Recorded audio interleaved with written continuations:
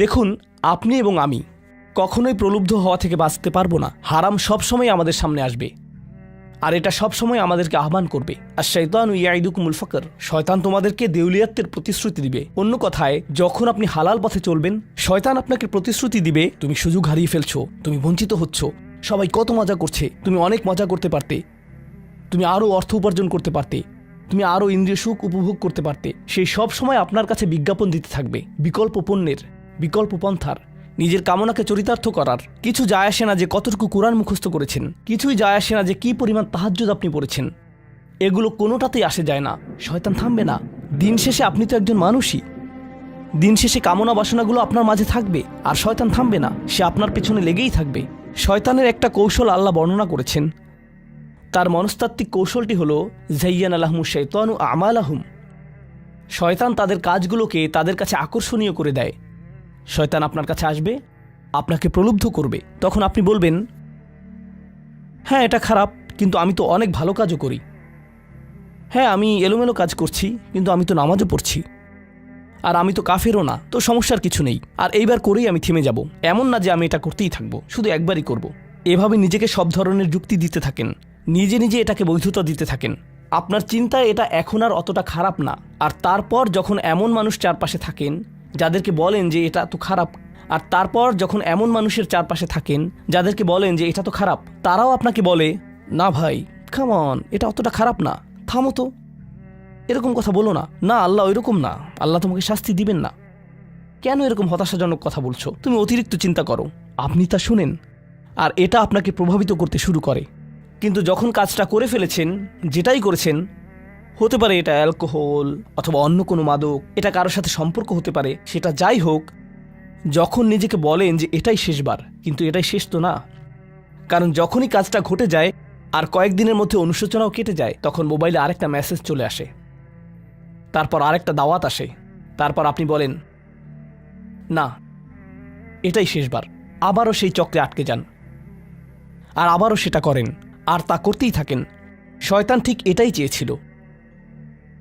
মানুষ এই চক্র বন্ধ করতে পারে, আল্লাহর প্রতি নিবিষ্ট হয়ে বলতে পারে, ইয়া আল্লাহ, আমার বন্ধুরা কি বলছে তাতে কিছু যায় আসে না, শয়তান কি ওয়াসওয়াসা দিচ্ছে তাতে কিছু যায় আসে না, কতবার এই বিভৎস চক্রে আটকা পড়েছি তাতে কিছু যায় আসে না। আমি ফিরে আসলাম, আমি ফিরে আসলাম, আমি ফিরে আসলাম 2 দিন অনুতপ্ত থেকে আবারও পাপে লিপ্ত হওয়া থেকে। আমি ফিরে আসলাম আপনার কাছে ক্ষমা চাওয়ার পর আবারও পাপ করা থেকে। ওয়ালাম ইউসিরু আলা মা ফাআলু ওয়া হুম ইয়ালামুন। তারা পাপ কাজগুলো বারবার করে না, আর তারা জানে যে তারা কি করছে। আমি সেই লোকদের অন্তর্ভুক্ত হব না? ওয়ালাইসাতিত তাওবাতু লিল্লাযিনা ইয়ামালুনা আস-সাইয়্যাত। তওবা, অনুশোচনা তাদের জন্য কাজ করে না যারা পাপ করতেই থাকে। এমনকি তওবা করার পরেও এটা সেই মানুষদের জন্য না যারা এই চক্রে আটকে যায়। এটা তাদের জন্য যারা বলে, ইয়া আল্লাহ, আমি জাহান্নামে যেতে চাই না, আমি জাহান্নামের যোগ্য অনেক কাজ করেছি, কিন্তু এখন আমি থেমে যাচ্ছি। আর এটাই চূড়ান্ত। তারা হলেন আল্লাহর কাছে বিশেষ মানুষ, কারণ আল্লাহ জানেন এটা কতটা প্রলুব্ধকারী ছিল, আল্লাহ জানেন সেই আসক্তি কতটা শক্তিশালী ছিল, আল্লাহ জানেন পাপের কত গভীরে আপনি ছিলেন, আল্লাহ জানেন আপনার উপর শয়তানের সেই দীর্ঘ নিয়ন্ত্রণের কথা, আর আপনি সেই নিয়ন্ত্রণ ভঙ্গ করতে এবং আল্লাহর কাছে ফিরে আসতে সক্ষম হয়েছেন। আল্লাহর পথে আপনার এই যাত্রা অন্য মানুষের তুলনায় অনেক কঠিন। আপনার সামনের প্রলোভনগুলো অনেক শক্তিশালী, আপনার প্রতি অভিকর্ষের টানটি অনেক বেশি শক্তিশালী, আর এর সাথে লড়াই করে যেহেতু আল্লাহর কাছে এসেছেন, তাই আপনি বিশেষ মর্যাদা সম্পন্ন। এটা মনে করবেন না যে আমি তাহাজ্জুদ পড়ি না তাই আমি অতটা ভালো না, অথবা আমি আরবি জানি না, বা আমি এখনো সম্পূর্ণ কোরআন পাঠ করিনি আর আমি তাজবিদের নিয়মগুলো জানি না। না না না না না, আপনার বিশেষত্ব এজন্য না যে আপনি 17 বার হজ করেছেন। আপনার জ্ঞান এবং ইবাদতের জন্য আপনি আল্লাহর কাছে বিশেষ না, আপনি আল্লাহর কাছে বিশেষ মর্যাদা সম্পন্ন, কারণ আপনি পাপ থেকে বেরিয়ে এসেছেন আর আপনি শুধু তার ভয়েই ভীত। এটাই আপনাকে আল্লাহর কাছে বিশেষ মর্যাদা সম্পন্ন করে। তাই আপনিও ইবাদুর রহমান। তো এখান থেকে আল্লাহ আমাদেরকে সম্পূর্ণ বিপরীত দিকে নিয়ে যাচ্ছেন। এই প্রত্যেক শ্রেণী সম্পর্কে চিন্তা করুন, কিভাবে এগুলো আপনার সাথে প্রাসঙ্গিক, কিভাবে আপনি আল্লাহর কাছে বিশেষ মর্যাদা সম্পন্ন হতে চান, কিভাবে আপনি আল্লাহর নৈকট্য পেতে চান, কিভাবে আমি আল্লাহর নৈকট্য পেতে চাই। আমাদের কাছে এটা আসলে কতটা মূল্যবান। পাপ হলো এক প্রকারের ভালোবাসা।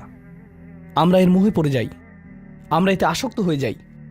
আর এই অনুচ্ছেদটি আসলে ভালোবাসার একটা প্রতিযোগিতা, কারণ আপনি ইন্দ্রিয় সুখ ভালোবাসেন, আপনি এই পাপগুলোকে ভালোবাসেন, আর আপনি তা ছাড়তে চান না, কারণ এতে আপনার সুখানুভূতি নষ্ট হবে। আর অন্যদিকে আল্লাহ বলছেন, আমি আমার নিজের দ্বারা সেই সুখকে প্রতিস্থাপন করে দিব, আমি এটাকে আমার নৈকট্য দ্বারা প্রতিস্থাপন করে দিব। আল্লাহ এই সুযোগ দিয়েছেন। আপনার নিজেকে এই সমীকরণের আলোকে সিদ্ধান্ত নিতে হবে।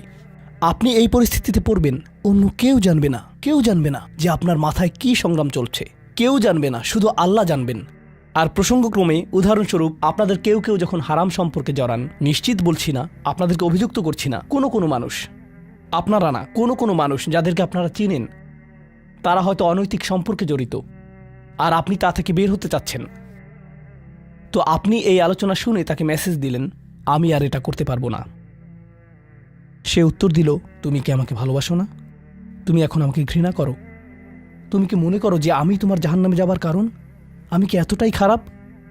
এখন আপনি বলছেন, না তুমি অতটা খারাপ না, না আমি তোমাকে ভালোবাসি, তুমি মোটেই খারাপ না, তুমি অনেক ভালো। ঠিক আছে, যদি আমার সাথে সম্পর্ক সমাপ্ত করতে চাও, আজকে রাতে আমার সাথে দেখা করো, আর আমার মুখের সামনে এটা শেষ করো। না, এটা আমি করতে পারবো না। ঠিক আছে, তুমি আমাকে ঘৃণাই করো, আচ্ছা ঠিক আছে, আমি আসছি। এটা আবার শুরু হয়ে গেল, আর এরপর আপনি আবারও তওবা করতে চান।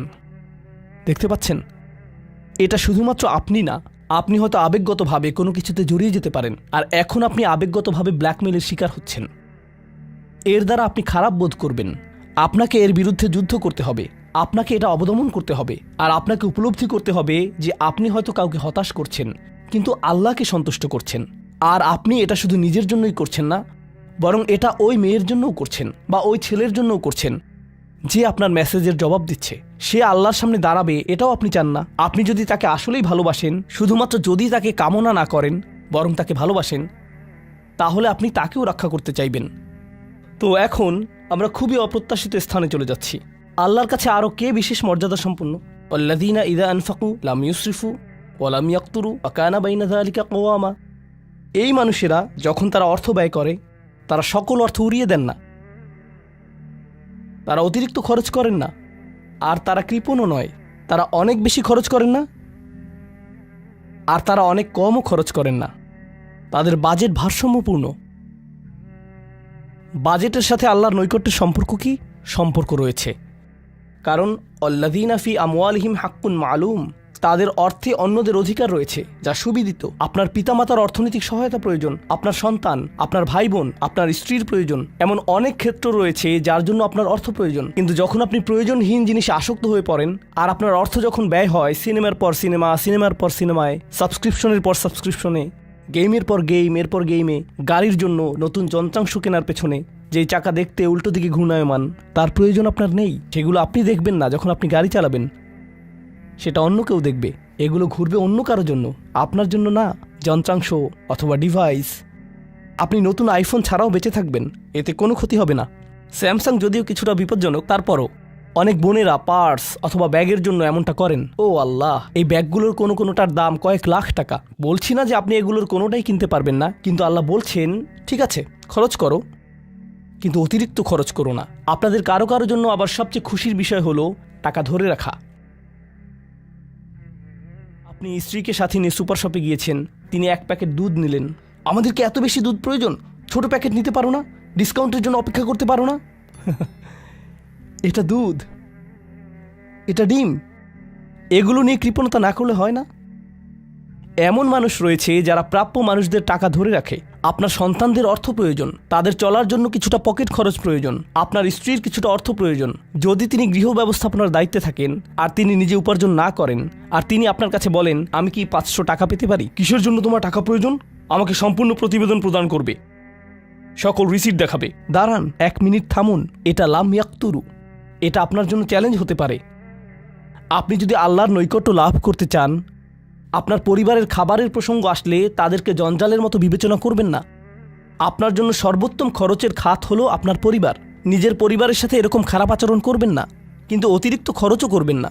অন্যরা এমন আছে যারা টাকা উড়ায়। আল্লাহ হয়তো আপনাকে কিছুটা অর্থ দিয়েছেন, আর আপনি আপনার 16 বছরের সন্তানকে BMW কিনে দিলেন যাতে সে রাস্তার পাশে লাগিয়ে দিয়ে অ্যাক্সিডেন্ট করতে পারে, আর তারপর তাকে আরেকটা কিনে দিলেন। না না না, আপনি এমনটাও করতে পারবেন না। লাম ইউসরিফু ওয়ালাম ইয়াকতুরু ওয়া কানা বাইনা যালিকা কওয়ামা। তারা একটি ন্যায্য ভারসাম্যপূর্ণ পন্থা অবলম্বন করে এই দুই অবস্থার মাঝে অবস্থানের জন্য। পরবর্তী গুণটি আমার প্রিয়, মনোযোগ দিয়ে শুনুন। এরা সবাই একটি শ্রেণী, ওয়াল্লাযীনা লা ইয়াদউনা মা'আল্লাহি ইলাহান আখার ওয়া লা ইয়াকতুলুনা আন-নাফসা আল্লাতী হারামাল্লাহু ইল্লা বিল হক ওয়া লা ইয়াজনুন ওয়া মান ইয়াফআল যালিকা ইয়ালকা আসামা। তারা আল্লাহর পাশাপাশি অন্য কোনো উপাস্যের কাছে প্রার্থনা করে না, আর আল্লাহর পাশাপাশি অন্য কোনো উপাস্যের কাছে প্রার্থনা না করা অবস্থায় তারা কাউকে হত্যা করে না এবং তারা ব্যভিচারে লিপ্ত হয় না। তিনটি বিষয়, তারা আল্লাহ ছাড়া কারো কাছে প্রার্থনা করে না, এর সাথে রয়েছে তারা হত্যা করে না এবং তারা ব্যভিচার করে না। তিনটি বিষয় একসাথে। এটা তো অসাধারণ কোনো অর্জন নয়। কেউ বলতে পারে যে হ্যাঁ, আমি তো তালিকায় এসে পড়েছি, আমি কাউকে হত্যা করিনি। কিন্তু জানেন কেন এটা বৈশিষ্ট্যসূচক? কারণ এই বিষয়গুলো খুবই প্রাথমিক স্তরের, তাই না? অন্য অনেক কবিরা গুনাহ রয়েছে, কিন্তু আল্লাহ বলছেন যে তোমরা আল্লাহর কাছে বিশেষ মর্যাদার অধিকারী হতে পারবে যদি তোমরা শুধু এটুকু করো। কেন এটা বিশেষ মর্যাদাপূর্ণ? মক্কার মানুষদের কথা চিন্তা করুন, সেই সমাজের কথা চিন্তা করুন যার মাঝে কোরআন এসেছিল। সেই মানুষগুলো হাজার বছর ধরে শিরকে লিপ্ত ছিল। হত্যা তাদের কাছে সাধারণ বিষয়ে পরিণত হয়েছিল, জিনা কোনো বিষয়ই ছিল না। আর এগুলো বড় বিষয় ছিল না তাদের পূর্বপুরুষ অথবা তাদের পূর্বপুরুষ অথবা তাদের পূর্বপুরুষের কাছে। এগুলো ছিল জীবনেরই অংশ। জীবন ছিল গ্যাংস্টারের মতো। আর যখন তারা এই সকল কিছু ছেড়ে আল্লাহর কাছে আসলো, তাদের পরিবার কি বলেছিল যে ও তুমি তো এখন মুসলিম, কংগ্রাচুলেশনস। তাদেরকে সকল ধরনের বিভৎস অভিজ্ঞতার সম্মুখীন হতে হয়েছিল, তাদের প্রিয় মানুষদের কাছ থেকে, তাদের সমাজ থেকে, তাদের বন্ধু বান্ধবদের কাছ থেকে, কারণ তারা সেই অপরাধগুলো ত্যাগ করেছিলেন, তাই না? কিছু মানুষের জন্য শুধুমাত্র ঈমান গ্রহণ করা, শুধুমাত্র অপরাধী জীবন থেকে বেরিয়ে আসা, শুধুমাত্র জিনা থেকে বেরিয়ে আসা ছিল এতটাই বড়। আপনারা যারা সম্মানিত পরিবারে বেড়ে উঠেছেন, পরিশুদ্ধ পরিবেশের মাঝে ছিলেন, আপনার জন্য সেই ধরনের বিপত্তিতে না পড়াটা সহজ অথবা সহজতর। এখনকার সময়ে যে কোনো কিছুই সহজ, কিন্তু আপনাদের যারা অমুসলিম অবস্থা থেকে এসেছেন, আপনি চারপাশে অপরাধ সংঘটিত হতে দেখেছেন, আপনি চারপাশে মাদকের আসর দেখেছেন, আপনি চারপাশে নারী লিপ্সা দেখেছেন, প্রত্যেক সাপ্তাহিক ছুটির দিনই ক্লাবে যেতেন, আর তারপর আপনি আল্লাহর পথে আসলেন, আপনি ঈমান গ্রহণ করলেন। সেই জীবন থেকে আপনার এই যাত্রাটি ছিল বিশাল এক যাত্রা, আর আল্লাহ এটা স্বীকার করেছেন এবং বলেছেন যে এটা বেশ বড় ব্যাপার যে কিছু মানুষ এমনটা করেছে। শুধু এই বিবেচনায় তারা বিশেষ মর্যাদাময়, তারা অন্য কিছু জানে না, তাদের ব্যাপক কোনো জ্ঞান নেই, কিন্তু মূল বিষয় হলো তারা আল্লাহর সন্তুষ্টির জন্য হিজরত করেছেন। তারা সেই বড় পাপগুলো থেকে আল্লাহর অভিমুখে যাত্রা করেছেন। এটা অবিশ্বাস্য, কিন্তু এই আয়াতগুলোতে আল্লাহর করুণা এখনও সমাপ্ত হয়নি। প্রথমত সেই তিনটি বিষয় যা আমি উল্লেখ করেছি, শিরক বা আল্লাহ সম্পর্কে অশ্রদ্ধা প্রদর্শন করা, হত্যা এবং ব্যভিচার, এগুলো অনেক বড় পাপ। তো আল্লাহ কি বলছেন? ইউদাআফ লাহুল আযাবু ইয়াওমাল কিয়ামা ওয়া ইয়াখলুদ ফীহি মুহানা। এমন মানুষের জন্য শাস্তি দ্বিগুণ করা হবে, আর তারা সেখানে থাকবে অপমানিত অবস্থায়। এই পাপগুলো আল্লাহর কাছে ছোট বিষয় না, বিশেষত তিনটা পাপ একসাথে। কিন্তু প্রসঙ্গক্রমে সবচেয়ে খারাপ অপরাধ শিরক। সবচেয়ে খারাপ অপরাধের মধ্যে দ্বিতীয়টি হলো যখন আপনি একজন ব্যক্তিকে হত্যা করেন। এটা কাকে হত্যা করার সমতুল্য? গোটা মানবজাতিকে। এটা হলো দ্বিতীয় বৃহত্তম অপরাধ। আর তারপর তৃতীয় বৃহত্তম অপরাধ কোনটি? জিনা। এই তিনটি একসাথে এসেছে একটি আয়াতে। সেজন্য আল্লাহ বলছেন যে এই ব্যক্তিটি বিশেষ ধরনের শাস্তি পাবে, আর সে এই শাস্তিতে রয়ে যাবে অপমানিত অবস্থায়। কিন্তু এমনকি খারাপের ভিতর সবচেয়ে খারাপ, এরপর সবচেয়ে খারাপ ব্যক্তিটি, এই ব্যক্তিটি এজন্য সবচেয়ে খারাপ না যে সে একটি জিনিস করছে, বরং সে সবচেয়ে খারাপ কারণ সে তিনটি জিনিসই করেছে। এটা জাহান্নামের হ্যাট্রিক অর্জনের মতো। আর সম্পর্কে আল্লাহ কি বলছেন? তিনি বলছেন ইল্লা মান তাবা ওয়া আমানা ওয়া আমিলা আমালান সলিহা। অর্থাৎ যে অনুতপ্ত হয়েছে, ঈমানের পথে ফিরে এসেছে এবং তখন থেকে ভালো কাজ শুরু করেছে, তার জন্য নিয়মের ব্যতিক্রম হবে। এটা উপলব্ধি করাটা গুরুত্বপূর্ণ। আল্লাহ বর্ণনা করছেন নিকৃষ্টের মধ্যে নিকৃষ্ট, আর চেয়েও নিকৃষ্ট। আর তারপর বলেছেন এমনকি সেই ব্যক্তির ক্ষেত্রেও যদি সে আমার কাছে ফিরে আসে, আমি তাকে শাস্তিতে নিক্ষেপ করব না। কিন্তু এতটুকু যথেষ্ট না। আমরা কথা বলছি ইবাদ আর রহমানের ব্যাপারে, যিনি অবিশ্বাস্য রকমের করুণাময় সত্তা। তো তিনি তাদেরকে শুধুমাত্র জাহান্নাম থেকে রক্ষা করেই ক্ষান্ত হবেন না, তিনি আরও কি করবেন? ফাউলাইকা ইউবাদদিলুল্লাহু সাইয়্যাতিহিম হাসানাত। সেই মানুষগুলোর মহাপাপগুলোকে প্রতিস্থাপিত করবেন। আর আমি আপনাদেরকে মনে করিয়ে দিচ্ছি সেই পাপগুলো কি? শিরক। ইন্নাশ শিরকা লাযুলমুন আযীম। হত্যা, কাআন্নামা কাতালান নাসা জামিআ, সে যেন গোটা মানবজাতিকে হত্যা করলো। এবং জিনা, ব্যভিচার, সবচেয়ে সবচেয়ে বড় পাপ এগুলো। আল্লাহ বলছেন যে পাহাড় সমান তাদের এই সমগ্র পাপ কাজগুলোকে আমি প্রতিস্থাপন করে দিব ভালো কাজ দিয়ে। কিন্তু তারা এখনও কোনো ভালো কাজ করেনি, তারা এখনও নামাজ পড়েনি, তারা এখনো ইবাদত করেনি, তারা এখনো হজ করেনি, তারা এখনো দান করেনি। তারা মূলত যা করেছে তা হলো অনুতপ্ত হয়েছে। আর এখন থেকে তারা ভালো কাজ করবে। আল্লাহর জন্য এতটুকুই যথেষ্ট। তাদের পাহাড়সম পাপগুলো নিবেন, যা তাদেরকে চিরকাল জাহান্নামে নিক্ষেপ করতে অপমানিত অবস্থায়, আর তিনি এই পাহাড়সম পাপগুলোকে নিয়ে পাহাড়সম ভালো কাজে পরিবর্তিত করে দিবেন। এটাই আল্লাহ করবেন তাওবাকারীদের জন্য। আপনিও বিশেষ মর্যাদার অধিকারী হবেন। শুধু তাওবা করুন।